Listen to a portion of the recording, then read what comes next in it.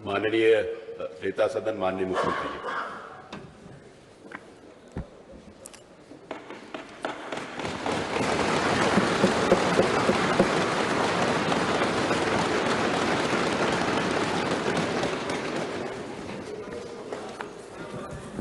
अध्यक्ष जी, 18वीं विधानसभा के अध्यक्ष के रूप में सर्वानुमति से आपके चयन के लिए मैं पूरे सदन की ओर से आपका अभिनंदन करता हूं और आपको बधाई देता हूं।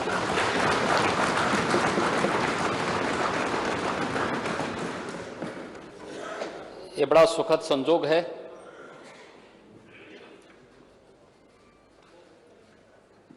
कि आपसे पहले 17 महानुभावों ने इस पद को सुशोभित किया और आप 18वें अध्यक्ष के रूप में देश के सबसे बड़े राज्य के विधानसभा के अध्यक्ष के रूप में आज इस पद पर आसीन हुए हैं।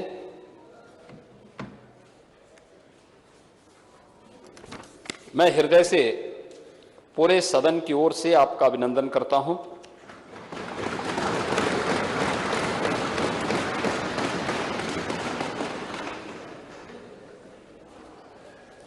हमारे शास्त्र हमें एक बात के लिए प्रेरणा देते हैं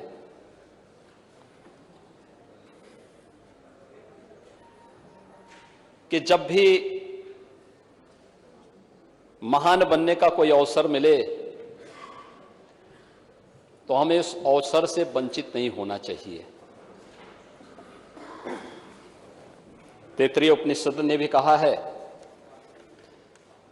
कि भूत्वेन प्रमितव्यम, यानी महान बनने के अवसर से चूकना नहीं चाहिए। और आपके नाम से तो महाना ही जुड़ा हुआ है।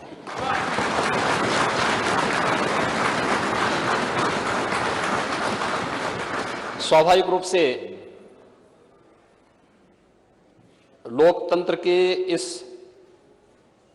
गौरवपूर्ण आसन पर विराजमान होना ये किसी भी सदस्य के लिए न केवल अभिनंदनीय है बल्कि गौरवपूर्ण भी। और फिर इस पीठ पर एक अनुभवी सदस्य का चयन सर्वानुमति से हो, यह अत्यंत सुखद की अनुभूति कराता है। और खासतौर पर तब जब उत्तर प्रदेश विधानसभा में अभी बहुत दिन नहीं हुए हैं, मार्च प्रथम सप्ताह में दोनों ओर से मिसाइलें चल रही थी और उस समय हर व्यक्ति एक दूसरे के हमलों से झुलसने से बचने के लिए अपने अपने स्तर पर प्रयास कर रहा था। लेकिन यह भारत में ही संभव हो सकता है और भारत में भी उत्तर प्रदेश में ही कि राजनीतिक मतभेद भले ही कितने क्यों न हों, लेकिन लोकतंत्र को पुष्ट करने के लिए सर्वानुमति का रास्ता अपनाने और लोकतंत्र की गरिमा को और उसकी मर्यादा को बनाए रखने के लिए हम मिलकर के इस अभियान को आगे बढ़ाएंगे। और आज आपका सर्वानुमति से यहां पर चयन हुआ है, ये सचमुच भारत की उन मजबूत लोकतांत्रिक परंपराओं को और भी मजबूत करता है और भी पुष्ट करता है। मैं इसके लिए सत्ता पक्ष और विपक्ष से जुड़े हुए अपने सभी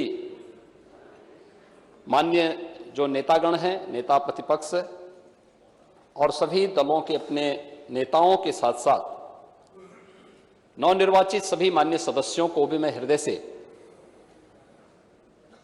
उनके चुनाव के लिए और आपके चुनाव के लिए भी मैं उन सबका हृदय से अभिनंदन भी करता हूं और धन्यवाद भी देता हूं।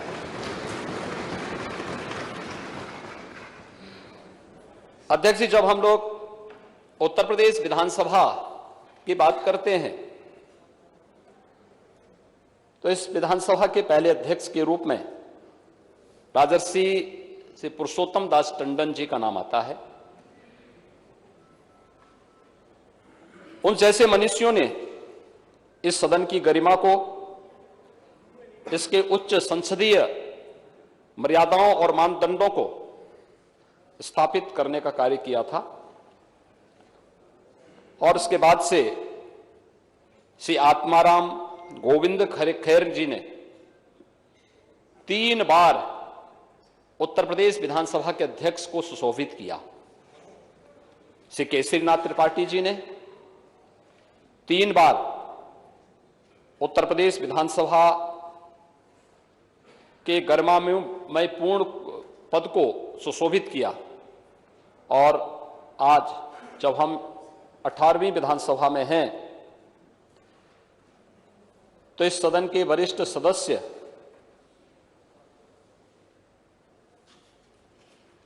श्री माता प्रसाद पांडे जी ने भी 2 बार विधानसभा अध्यक्ष के पद को सुशोभित किया है। आज भी इस सदन के मान्य सदस्य चुने गए हैं।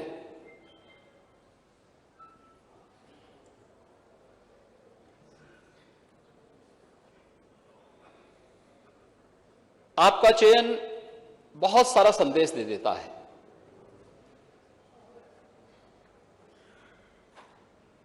ये संदेश अध्यक्ष पद जैसे गरिमामय पद के लिए तो है ही, हमारी लोकतांत्रिक परंपराओं को पुष्ट और मजबूत करने की दृष्टि से भी महत्वपूर्ण है और उससे भी महत्वपूर्ण कि लोकतंत्र के जो 2 पहिए हैं, एक सत्ता पक्ष है, एक विपक्ष है, दोनों मिलकर के उत्तर प्रदेश की 25 करोड़ जनता के सर्वांगीण विकास के कार्यों को भी एक नई ऊंचाई तक पहुंचा करके नए भारत का नया उत्तर प्रदेश बनाने में अपना योगदान दे सकते हैं। और यह संदेश उत्तर प्रदेश की कोटि कोटि जनमानस के बीच में एक बहुत सकारात्मक संदेश देता है। हमने अभी मार्च प्रथम सप्ताह तक चुनाव के दौरान देखा, एक दूसरे पर आरोप प्रत्यारोप, आक्षेप और बयानबाजियों का जो दौर चलता रहा, हर दल अपने अनुसार करता था। लेकिन एक चीज है जो हम देश के अंदर भी देखते हैं, उत्तर प्रदेश के अंदर भी देखते हैं, जनता कभी नकारात्मकता को स्वीकार नहीं करती, कभी नहीं।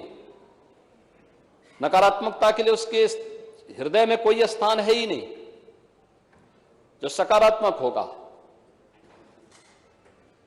जो प्रगतिशील होगा, जो लोक कल्याण का कारक होगा, जनता उसी को अंगीकार करती है। जो नकारात्मक होगा, हमारे समाज ने, हमारे देश ने कभी भी नकारात्मकता को कभी भी कोई महत्व नहीं दिया। नकारात्मकता जीवन में कभी प्रगति नहीं कर सकती है। सकारात्मकता से ही हम न केवल प्रगति के मार्ग को आगे बढ़ा सकते हैं, बल्कि सकारात्मकता के भाव से ही लोक कल्याण का मार्ग भी प्रशस्त कर सकते हैं। और आज जब देश की अपेक्षाएं उत्तर प्रदेश जैसे राज्य से हो, हर एक क्षेत्र में हो, दुनिया जब अपने द्वंद्व में उलझी हुई हो, उन स्थितियों में भारत से जो अपेक्षाएं हैं,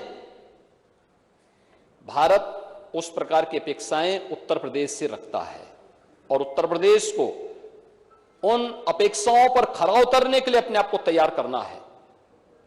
और लोकतांत्रिक व्यवस्था में जब सत्ता पक्ष और विपक्ष मिलकर के एक साथ मिलकर के इस अभियान का सहभागी बनता है तो वह 1 और 1 2 नहीं होता है, बल्कि वह मिलकर के 11 की ताकत बनकर के मजबूती के साथ लोकतंत्र की इस व्यवस्था को न केवल पुष्ट करता है बल्कि इसे और भी मजबूती के साथ आगे बढ़ाने का कार्य करता है,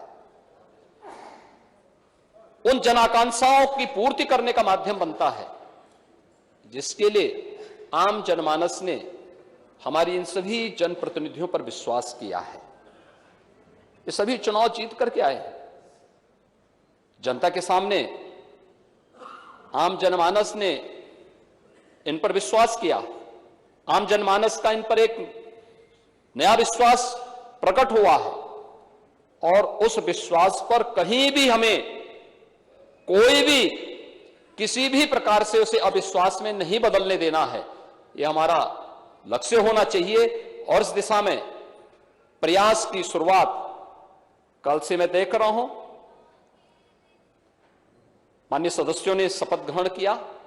शपथ ग्रहण करने के बाद जिस सकारात्मक भाव के साथ शपथ ग्रहण का कार्यक्रम प्रारंभ हुआ, मैंने देखा है कि कल तक यहां पर 343 मान्य सदस्यों ने एक दिन में ही शपथ ग्रहण कर लिया था। 60 मान्य सदस्य बच गए थे, उनका शपथ ग्रहण अधिकतर ने आज यहां पर अपना शपथ ग्रहण भी संपन्न किया है। और किस सकारात्मक भाव के साथ सब लोग मिलकर के इस कार्यक्रम को आगे बढ़ा रहे थे। आज चुनाव संपन्न हो चुके हैं, अब हमें विकास के बारे में सोचना है, उत्तर प्रदेश के उत्थान के बारे में सोचना है, उत्तर प्रदेश की 25 करोड़ जनता के हितों के संवर्धन के लिए सोचना है, उत्तर प्रदेश के युवाओं के बारे में, उत्तर प्रदेश की आधी आबादी महिलाओं के बारे में सोचना है, उत्तर प्रदेश के किसानों के बारे में सोचना है, उत्तर प्रदेश के मजदूरों के बारे में सोचना है और उत्तर प्रदेश के उन सभी दबे कुचले लोगों के बारे में जिनकी आवाज को देने का माध्यम लोकतंत्र ने उन्हें एक वोट के रूप में दिया है। उस आवाज को भी अब आगे बढ़ा करके शासन की योजनाओं से इसे मजबूती के साथ जोड़ने का कार्य अब सदन करे। इस विश्वास के साथ उसका एक प्रतिरूप आज विधानसभा अध्यक्ष के रूप में सर्वसम्मति से आपके चयन की इस प्रक्रिया का होना इस बात को मजबूती से और मजबूत करता है कि हम सब मिलकर के इस सदन की उच्च मर्यादाओं को, उच्च परंपराओं को आगे बढ़ाने का कार्य करेंगे। और आज आपका चयन उसका एक उदाहरण भी है। देश के अंदर विभिन्न विधानसभाएं, उत्तर प्रदेश की विधानसभा के अंदर क्या कुछ हो रहा है इसको बहुत नजदीक से देखती है। मुझे याद है जब पिछले कालखंड, पिछले 17वीं विधानसभा में इस सदी की सबसे बड़ी महामारी के दौरान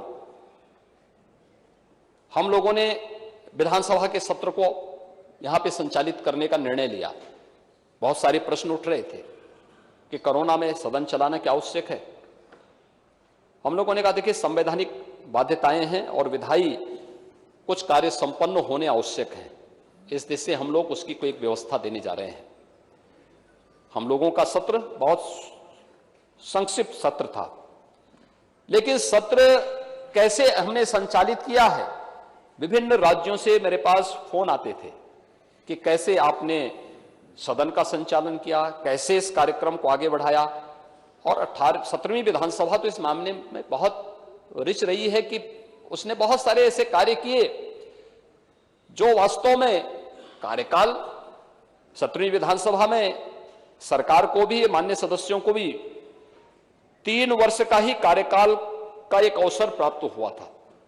2 वर्ष कोरोना जैसी महामारी से जूझते हुए व्यतीत हुए, लेकिन उन 3 वर्षों में भी पहली बार सस्टेनेबल डेवलपमेंट गोल्स पर सदन में चर्चा हो सके और लगातार 36 घंटे तक चर्चा चल सके।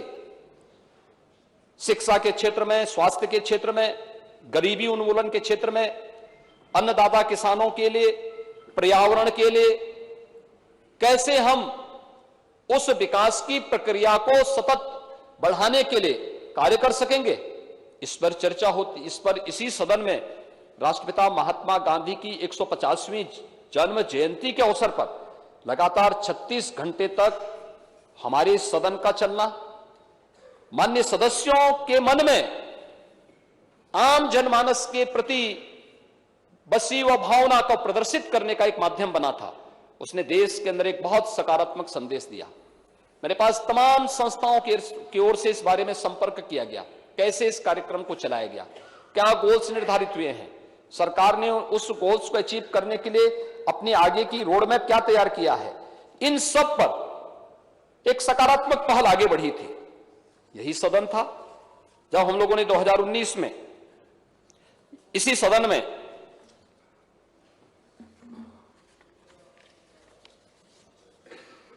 छब्बीस नवंबर 2019 को संविधान को अंगीकार करने के दिवस को, उसकी 70वीं वर्षगांठ पर एक विशेष सत्र का आयोजन संविधान से संबंधित और बाबा साहब भीमराव अंबेडकर के प्रति श्रद्धा और सम्मान का भाव व्यक्त करते हुए इस अवसर पर एक विशेष सत्र हम लोगों ने आयोजित किया था।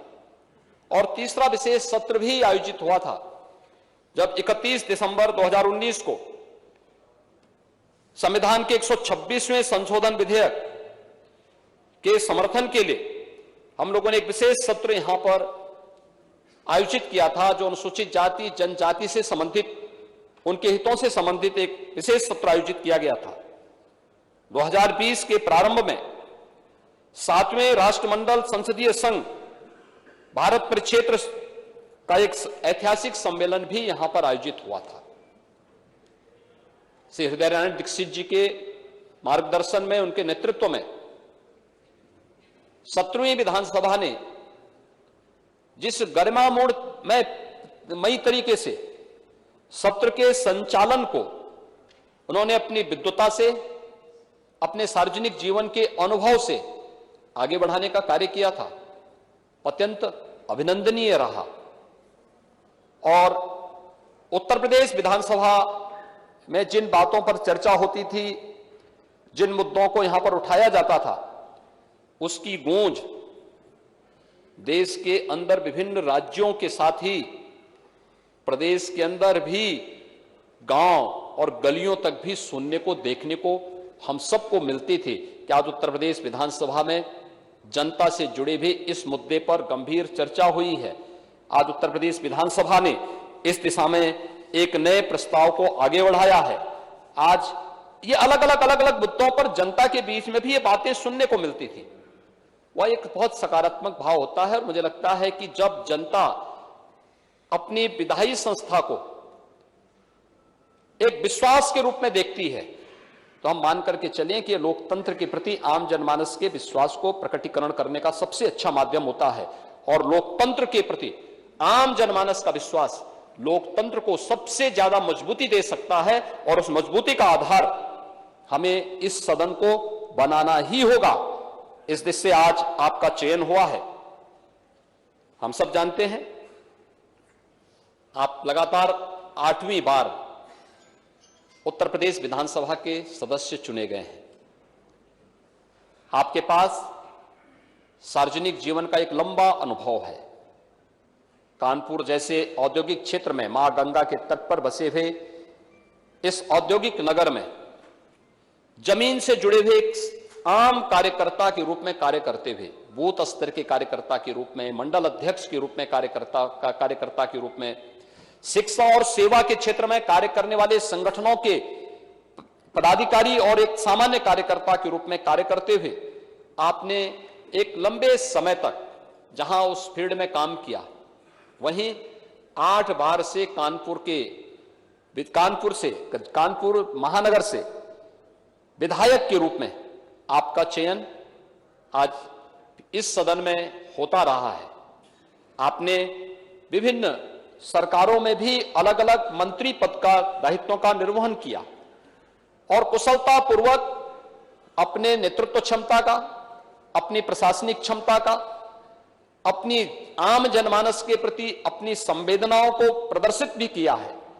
वह आपके द्वारा लिए गए निर्णयों के आधार पर, आपके द्वारा किए गए कार्यों के माध्यम से बार बार एक सदस्य का एक क्षेत्र से चुनाव जाना, यह और वह भी तब जब दुर्भाग्य से जातिवाद की, उस राजनीति की उस आंधी में एक व्यक्ति जिसकी अपनी कोई जाति न हो, जिसकी अपनी जातीय पहचान न हो, जिसने अपने जन्म के साथ ही पैतृक रूप से महाना शब्द जोड़ करके अपने को ये कहा कि भैया हम तो सेवा करते करते महान हैं, इसलिए हम लोग केवल राष्ट्रवाद, सुशासन, विकास और गरीब कल्याण के इस अभियान के साथ जुड़ करके अपने इस कार्यक्रम को आगे बढ़ाएंगे और लगातार जनता का एक विश्वास अर्जित करना। एक चुनाव हो सकता है, 2 चुनाव हो सकते हैं, तीसरा भी चल सकता है, लेकिन बार बार चुना जाना, अच्छे वोटों से चुना जाना, हर बार मत का प्रतिशत बढ़ जाना एक बहुत सकारात्मक संदेश है। और पिछली सरकार में मुझे उस सरकार को भी नेतृत्व देने का सौभाग्य प्राप्त हुआ था।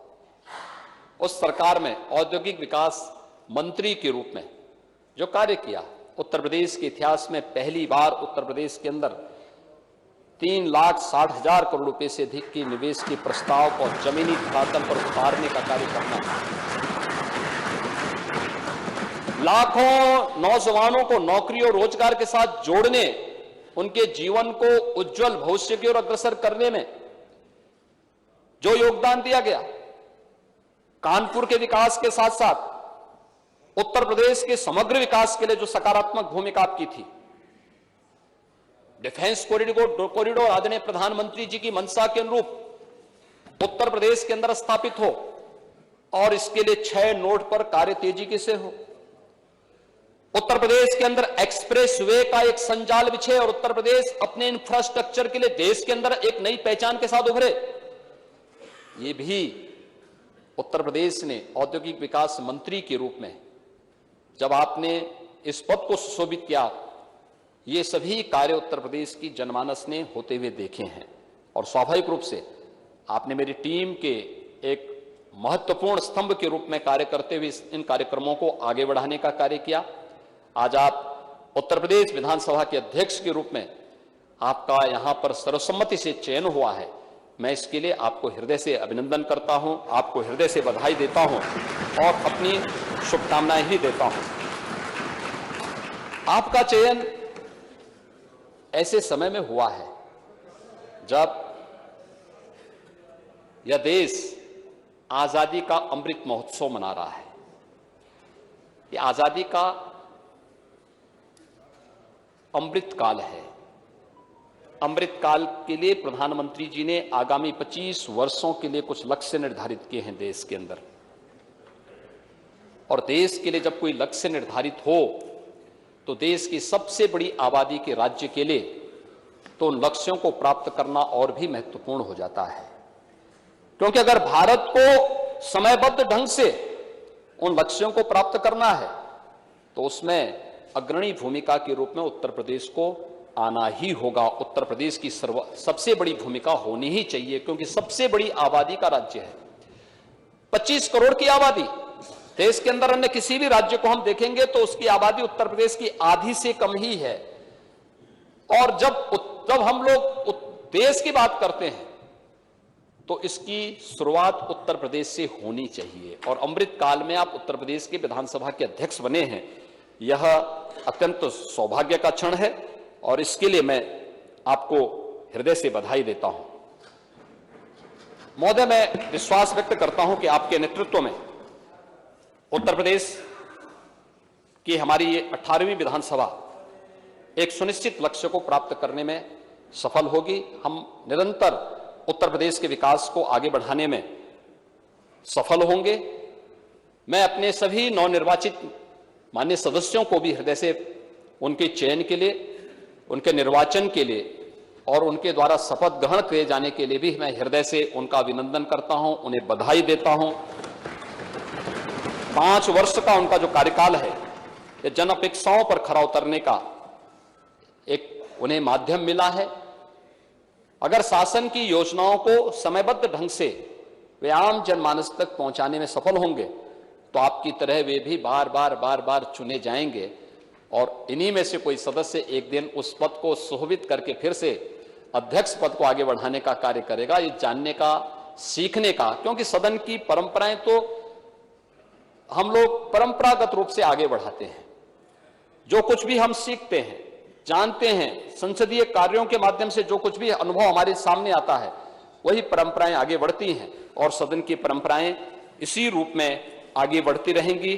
एक बार फिर से मैं आपको इस पद पर चयन के लिए हृदय से, अपनी ओर से, पूरे सदन की ओर से, पार्टी की ओर से हृदय से बधाई देता हूं, आपका अभिनंदन करता हूं और विश्वास व्यक्त करता हूं कि उत्तर प्रदेश विधानसभा अध्यक्ष के रूप में आप उत्तर प्रदेश के सदन की मर्यादा को, इसकी परंपरा को एक नई गरिमापूर्ण तरीके से आगे बढ़ाने का कार्य करेंगे और उत्तर प्रदेश विधानसभा 17वीं विधानसभा की तर्ज पर, यद्यपि विगत 2 वर्षों से हम लोग कोरोना जैसी महामारी से के प्रबंधन में ज्यादा समय हमें खर्च करना पड़ा, ज्यादा समय लगाना पड़ा, एक जगह एकजुट होकर के ज्यादा जमावड़ा नहीं होना है, यह जो भी प्रोटोकॉल थे उसका पालन करते हुए हम लोग अगले 2 वर्ष में कोई कार्य इस प्रकार से आगे नहीं बढ़ा पाए।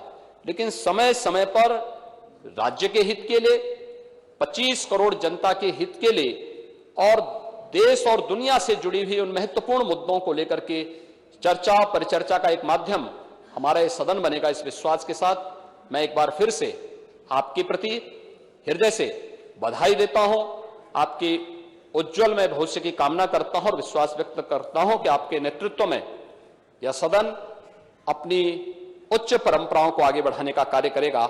आपके प्रति मेरी पूरे सदन की मंगलमय शुभकामनाएं हैं। धन्यवाद। जय हिंद।